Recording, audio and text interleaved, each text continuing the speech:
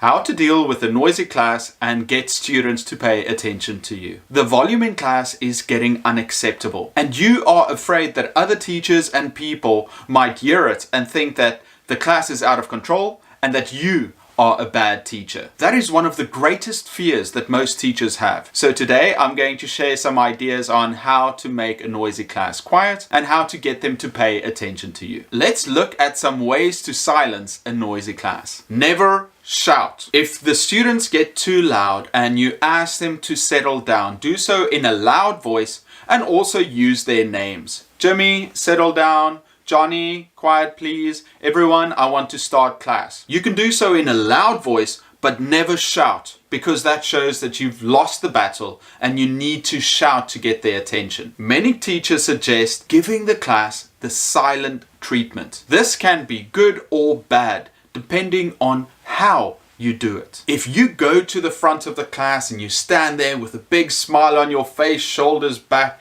and you patiently wait for the class to quiet down, they will look up at you and say, oh, the teacher's going to say something. Everybody, let's quiet down. That's a good example of how to use it. The mistake that many teachers make is that they try and get the students to be quiet. The students don't comply. So the teacher gets upset and they go and sit down at their seat. I'm going to sit here until you're quiet. You are only wasting your own time. I'm just going to wait here. I'm not going to teach you until you are quiet. Is that a place of strength?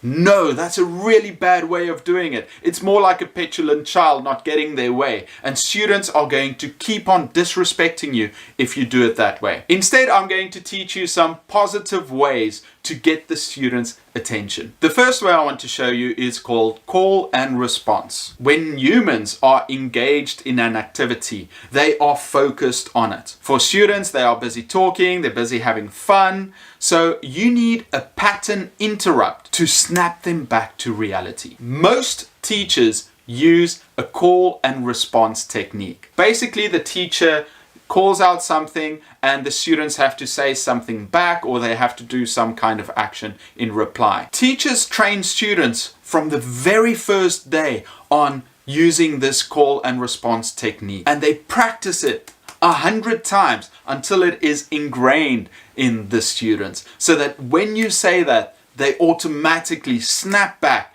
and do the response. Here are some of my favorite call and response techniques. The teacher says, 1, 2, 3, eyes on me. And the students reply, 1, 2, eyes on you.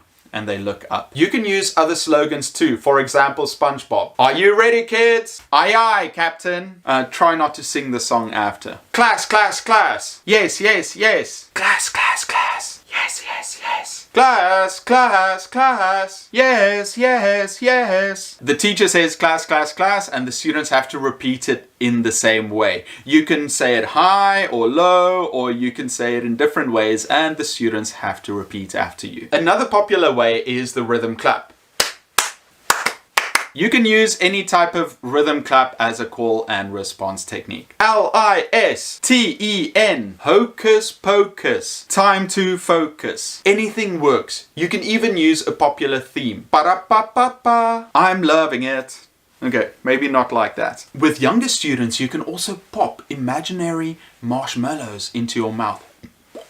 And they have to copy and do the same thing, but they can talk because their mouth is full of marshmallows. Another one I like to use with sports teams is a popular Navy SEAL slogan. The only easy day was yesterday. Remember, give students time to settle down. Often we want them to be quiet immediately, but it doesn't work that way. So give them time to calm down. If they're busy with a group activity, you can say 20 seconds, and students have 20 seconds to quiet down and to go to their seats and sit down. That's a gradual way for them to relax and to get ready to listen to you. In my own class, I use something simple. I use the 3, 2, 1 rule. So I say 3, 2, 1, and stop. And Harry Wong, the teacher who wrote the famous book, The First Days of School, uses the give me 5 technique. 1, eyes look. 2,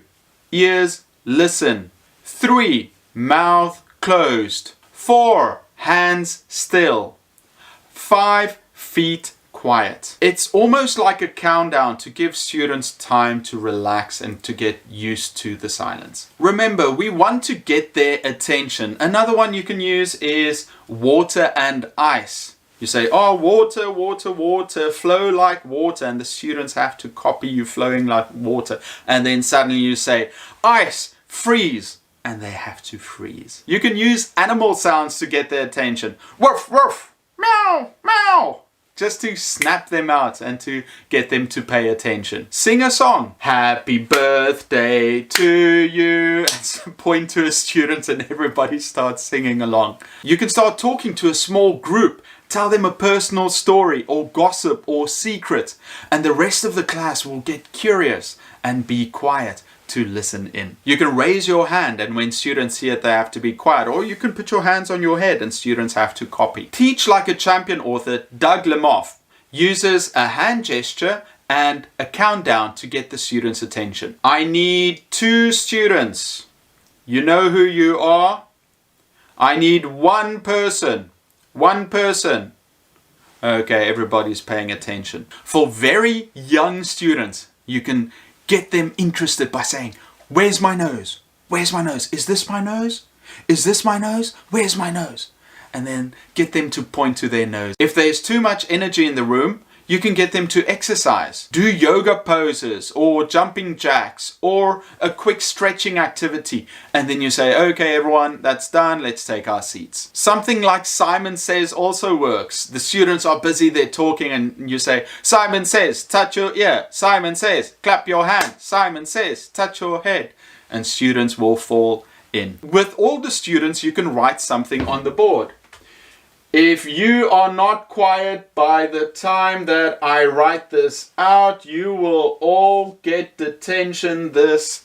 And then before you're even done, most of the students will be quiet. You want to get their attention in a positive way. If you can get their attention in a fun and non-confrontational manner, you will earn their trust, and it will also improve the general discipline in the class. Your main quieting technique should be rehearsed and practiced that first day and repeated that entire week until it is 100% ingrained in your students. Don't accept anything other than total compliance, because that first week will set you up for a pleasant remainder of the year. I've got another video on 5 things that teachers need to avoid when they're trying to get their class quiet. You can watch that here. Okay, everyone, what techniques do you use to get your class quiet?